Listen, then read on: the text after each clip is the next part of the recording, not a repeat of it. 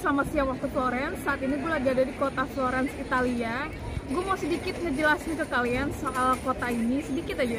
Jadi kota Florence ini tuh dia berpopulasi, jumlahnya itu sekitar 383.000 jiwa.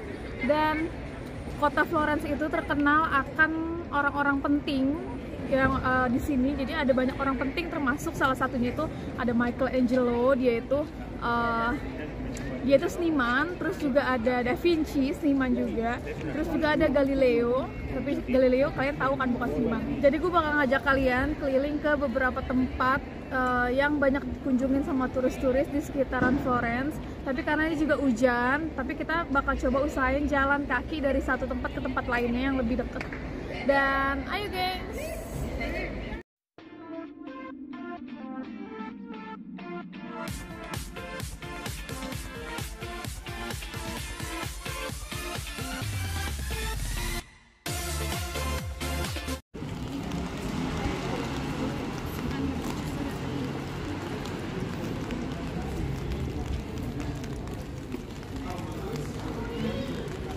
Pintu di sini tuh gede-gede, tebal-tebal,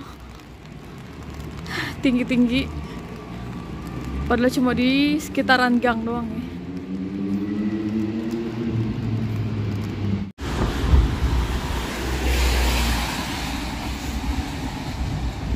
Kita jalan kaki, gengs.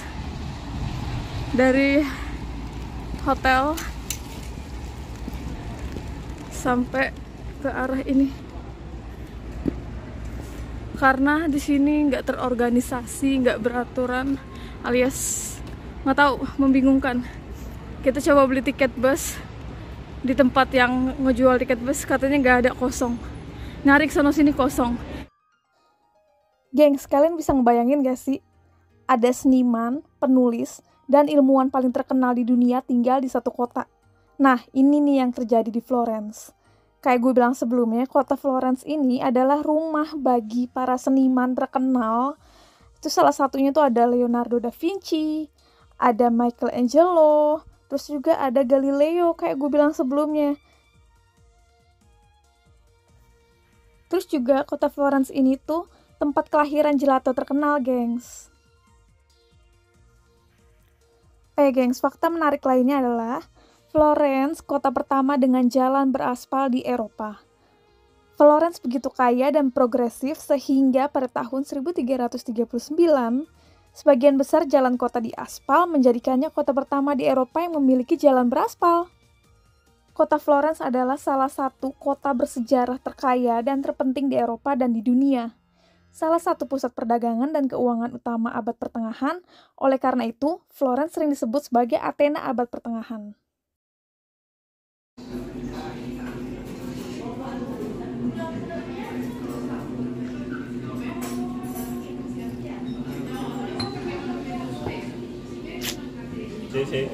Sheshe. Ini Zenith, pesanan pertamanya udah nyampe. Sup hot and sour. Enak nggak? Healthy lah. Spicy? Not spicy, hot. Hot, iyalah. It's just done. Ini pesanan gue mapo tofu sama nasi. Udah gue mau makan tahu aja. Soalnya dari kemarin kan selama traveling makannya daging terus, jadi gue ngerasa badan gue tuh perlu sesuatu yang agak sehatan dikit. Jadi cuma tahu sama nasi, tapi nanti gue mau pesen nasi goreng buat take away. Makan dulu ya, geng. Zenith. Ini menu Zenith, yang lain ayam sama nasi. Selamat makan, cinta. Sama-sama.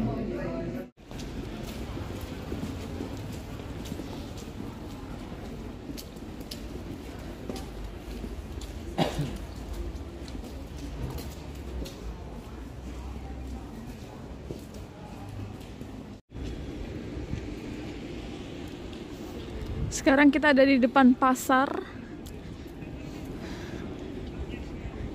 Ini salah satu destinasi yang katanya wajib dikunjungin kalau kalian punya waktu cuma sehari di sini.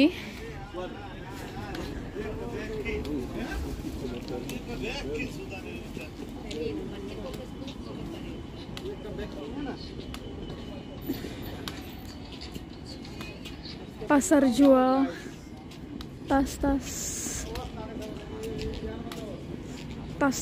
palsu, tas-tas kulit.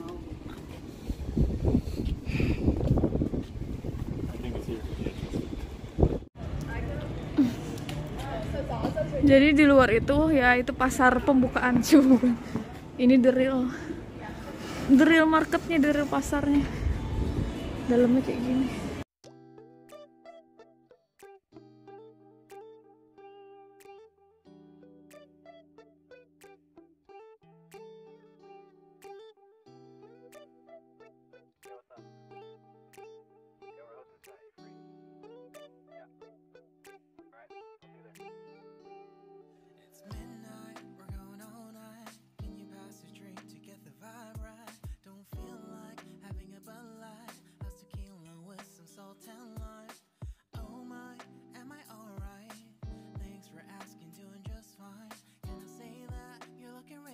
Jadi gengs, gue beli roti ini roti coklat gitu. Harganya 5 euro, di rupiah berapa ya? 5 euro. Ya pokoknya nanti gue tulis harganya di rupiah. Gede sih lumayan. Dan di sini coklat gitu sama apa sih? Kayak choco chips gitu lah. Rasanya mirip-mirip kayak croissant atau croissant. Tapi lumayan sih, lumayan enak. Kota Florence ini juga rumah bagi sepertiga harta seni dunia. Menurut UNESCO, 60% karya seni terpenting dunia sepanjang masa terletak di Italia. Separuhnya ada di Museum Kota Florence, artinya kira-kira sepertiga dari seni paling penting di dunia hanya dapat dilihat dari satu kota, gengs. Dan dengan begitu banyak karya seni di kota ini, masuk akal sih untuk berharap bahwa Florence juga akan meninggalkan jejak dalam sejarah musik. Nah, geng, salah satu fakta paling menyenangkan lainnya tentang Florence yang gak banyak diketahui orang adalah bahwa kota Florence ini juga menjadi tempat kelahiran opera. Nah, terus gengs, fakta menarik lainnya dari kota Florence ini tuh juga tempat kelahiran piano.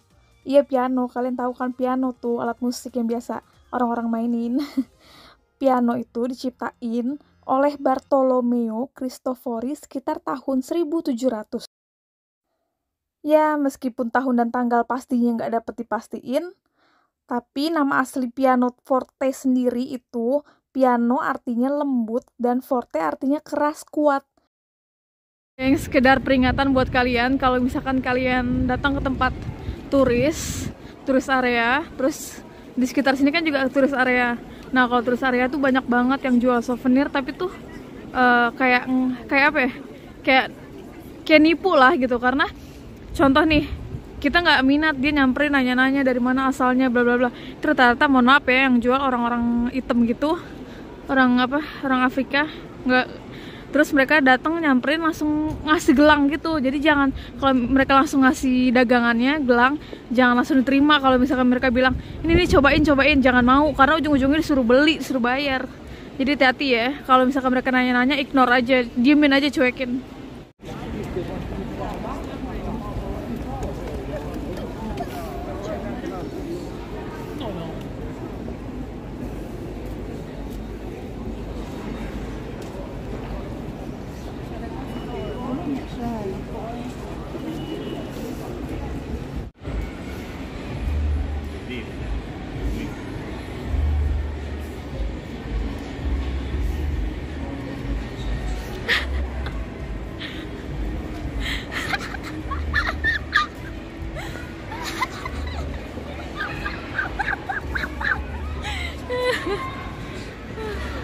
banget sih ya.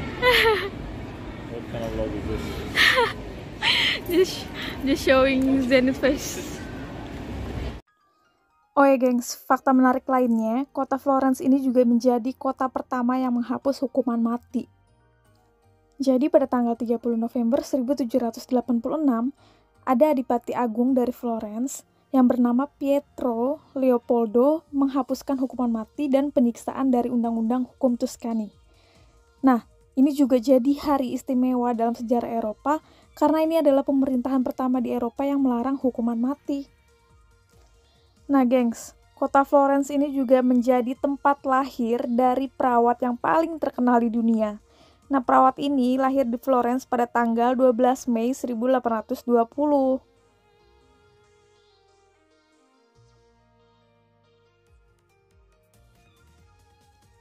Terus kalian juga tahu kan cerita dongeng tentang Pinocchio? Nah, Pinocchio itu juga lahir di kota Florence ini, gengs.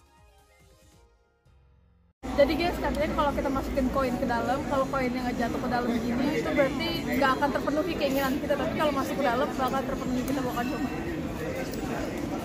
Ya?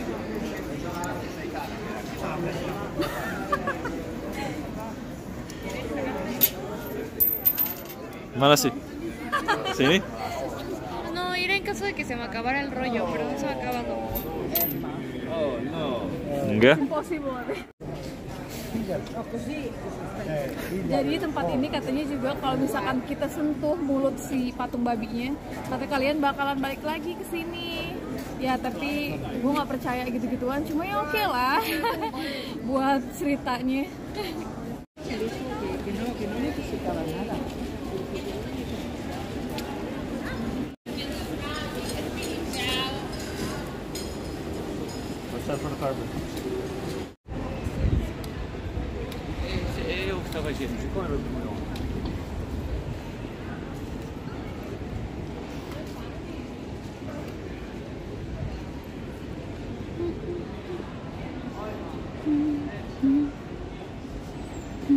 So gengs, gue nggak tahu kenapa gue agak shock sama kultur atau apa ya gaya hidup orang-orang di sini. Yang bikin gue bingung tuh satu, orang-orang di sini nggak berbahasa Inggris, nggak banyak orang yang berbahasa Inggris kayak di Perancis. Maksud gue ini kan area turis ya, turis area, harusnya tuh mereka setidaknya bisa bahasa Inggris yang basic gitu loh. Gue juga bahasa Inggris gue juga nggak perfect, tapi setidaknya bisa gitu, setidaknya bisa. Apalagi mereka kerja kan buat tourism ya kan, buat area turis, harusnya bisa. Jadi itu kita agak kebingungan gitu. Contoh kita mau ke mau beli bus tiket, terus kita udah coba datang ke tempat yang jual bus tiketnya kan, katanya nggak ada, nggak jual. Terus kita nanya ada nggak tempat lain, minta saran di mana, dan mereka nggak tahu gitu. Terus mereka bilang katanya bisa beli di supir bus. Giliran kita udah masuk ke bus, terus udah mau nanya ke supirnya, maksudnya kayak buat beli bisa nggak, supirnya bilang nggak bisa, dan dia juga nggak bisa explain nggak bisa ngejelasin dalam bahasa Inggris. Terus kita kebingungan dong sebagai turis harus gimana, nggak ada informasi di mana-mana pakai bahasa Inggris, nggak ada yang ngasih info soal apaan. Intinya buat ngebantu turis ini benar-benar susah banget ya pokoknya buat jadi turis di negara ini. Nah, bangunan ini adalah bangunan administrasi terpenting di kota Florence yang bernama Palazzo Vecchio. Bangunan ini berdiri sebagai istana Signoria Republik Florence dan juga menjadi balai kota di tahun-tahun berikutnya. Awalnya dibangun pada tahun 1299, Palazzo dirancang oleh arsitek yang sama yang mengerjakan Duomo dan gereja Santa Croce. Nah, sedangkan ini namanya Piazza della Signoria. Terus, ini juga berisi segudang bangunan dan seni klasik. Alun-alun ini terletak di sebelah selatan Piazza del Duomo dan mudah diakses karena lokasinya yang sentral. Ini contoh informasi di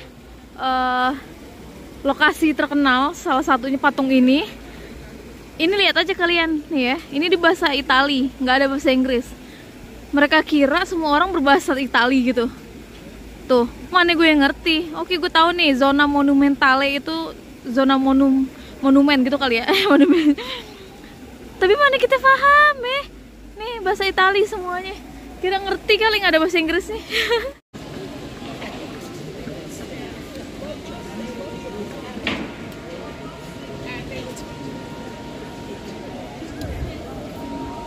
Jadi di sekitaran sini banyak polisinya karena tadi sempat nanya. Ya walaupun dijelasinnya pakai bahasa Inggris kita juga agak bingung. Tapi setidaknya oke yang kita paham. Jadi kenapa ada polisi banyak di sini karena salah satu komando dari mereka ngadain seremoni di dalam situ. Jadi ya gitulah, banyak polisi di sini.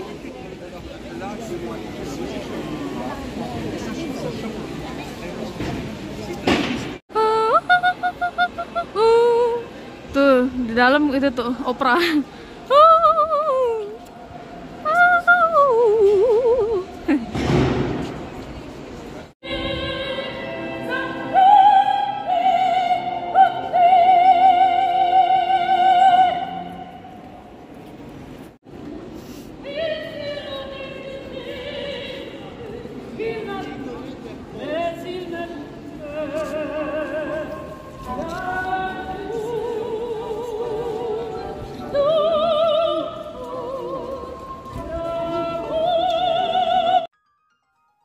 karena Florence penuh dengan bangunan yang terkenal, ini adalah jembatan tua yang sangat terkenal yang bernama Ponte Vecchio.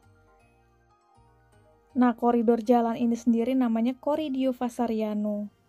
Terus juga, ini tuh dimulai dari Palazzo Vecchio, koridor tertutup membentang di sepanjang Sungai Arno, terus menyeberangi Ponte Vecchio dan berlanjut ke Palazzo Pitti di sisi lain. Nah, di dalam koridornya sendiri, terdapat sejumlah karya seni dan lukisan yang telah diperbaharui, yang telah rusak beberapa tahun yang lalu. Dan kalian dapat mengagumi desainnya dan menelusuri bagiannya dari awal hingga akhir. Terus juga kalau kalian jalan ke struktur yang fantastis ini, sepanjang jalan ini tuh kalian bakal ngeliat berbagai toko dan penjual yang menjual perhiasan, pedagang seni, dan toko souvenir di sepanjang jalan ini. Jadi mata kalian tuh bakal disuguhin sama bling-bling kemewahan. Ini kayaknya nih area jualan emas-emasan ya, perhiasan gitu, entahlah emas Jawa, emas Jakarta, apa emas beneran ini, diamond deh. Kayaknya ada juga. Cinta, buy me dong. Mas Janet, mana duit? Nih Zenit bawa gue kesini mau ngebeliin, katanya ngebeliin plastiknya doang. Bungkusannya doang. Enggak lah, gue nggak tertarik punya perhiasan, nggak demen gue pakai perhiasan. Untungnya gue bukan orang yang demen pakai perhiasan. Tuh. Untung mak gue nggak ngikut ke sini. Kalau mak gue ngikut, aduh berabe. Bisa-bisa dia ngiler ntar.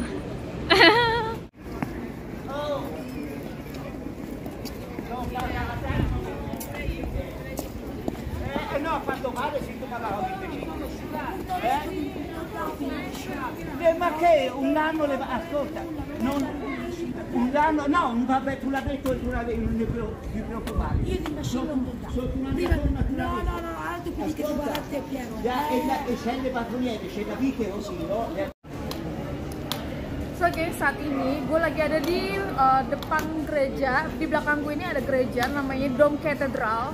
Dan konon katanya Dom Cathedral ini dibangun sama orang yang nggak punya pengalaman sama sekali. Jadi orang itu nggak ada pengalaman sama sekali, tapi hasilnya itu sangat menakjubkan. Dan bangunan ini sendiri butuh waktu sekitar 140 tahun lamanya. Terus juga katanya gereja ini tuh menjadi gereja terbesar ketiga di dunia.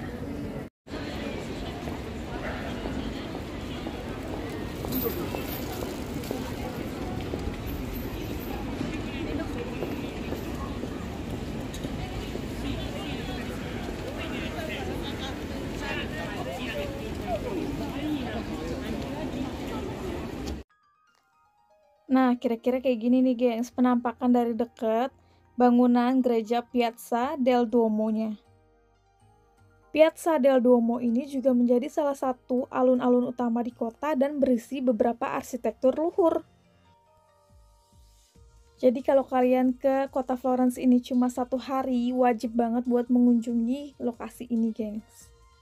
So gengs, ada fakta menarik dari jembatan area ini. Konon katanya pada saat Perang Dunia Kedua, tentara Jerman tuh diperintahin buat ngerusakin atau ngancurin jembatan-jembatan yang ada di sekitar sini. Salah satunya jembatan area ini, terus juga ada di jembatan di area sebelah sini. Terus juga harusnya mereka diperintahin itu buat ngancurin jembatan yang di sini juga. Tapi katanya mereka bilang jembatan ini tuh terlalu cantik buat dihancurin. Akhirnya jembatan ini dipertahankan sampai saat ini karena terlalu cantik. So gengs, kalau di Sweden ada Stockholm Syndrome, di sini juga ada sindrom namanya Florence Syndrome. Nah, konon katanya Florence Syndrome itu dimana orang yang datang ke sini itu ngelihat bangunan semuanya itu ngerasa indah, ngerasa cantik, ngerasa jatuh cinta. Hatinya dia tuh ngerasa jadi kayak deg-deg-deg-degan gitu kan, kayak kepalanya pusing, terus apa ya, kayak orang halusinasi gitu-gitu kan. Nah, jadi ada konon katanya saat itu di abad ke-19 cowok dari Prancis datang ke sini, terus dia ngeliat nih bangunan-bangunannya dan dia ngerasa kok dia berhalusinasi, terus dia kok jantungnya deg-deg-degan gitu kan, terus juga ngerasa apa ya, kayak orang jatuh cinta gimana sih.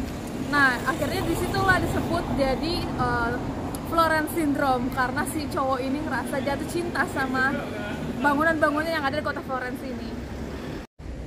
So gengs, kalian pasti tahu kan kalau Italia itu salah satu dari beberapa negara yang terkenal akan dunia fashionnya.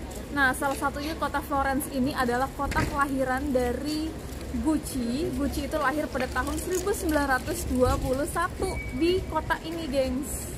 Ini loh, gengs, tempat buat beli tiket busnya tuh tempatnya kayak semacam kayak gini lah, kayak kios-kios gitu. Yang tadi gue bilang kan, tapi anehnya tuh kenapa mereka nggak jual sold out gitu kan tiketnya.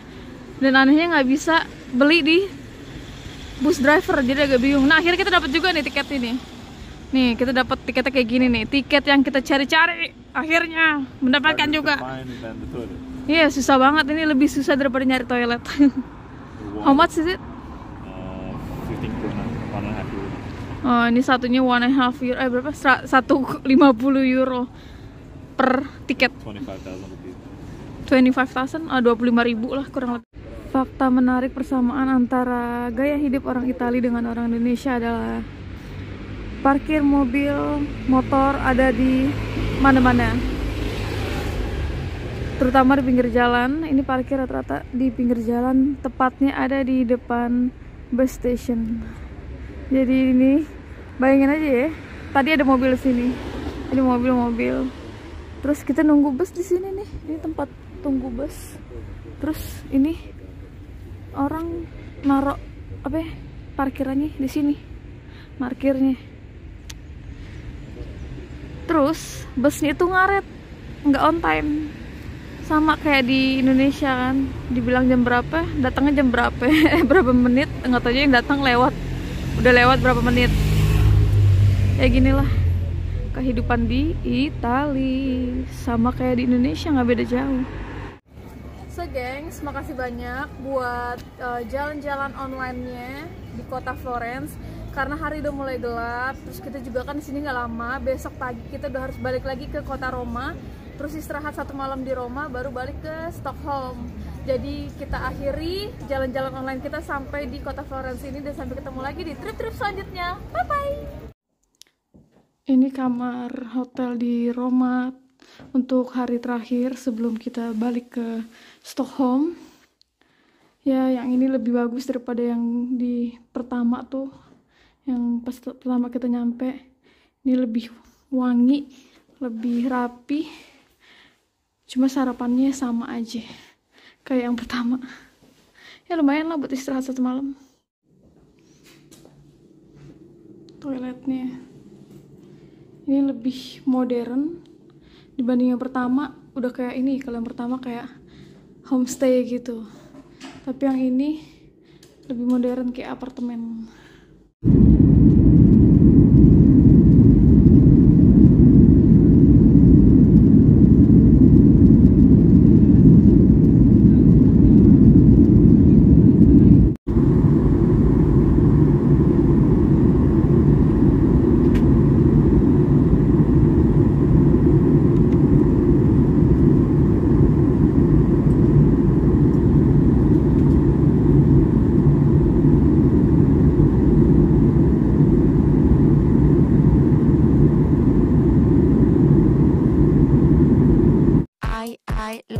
love you.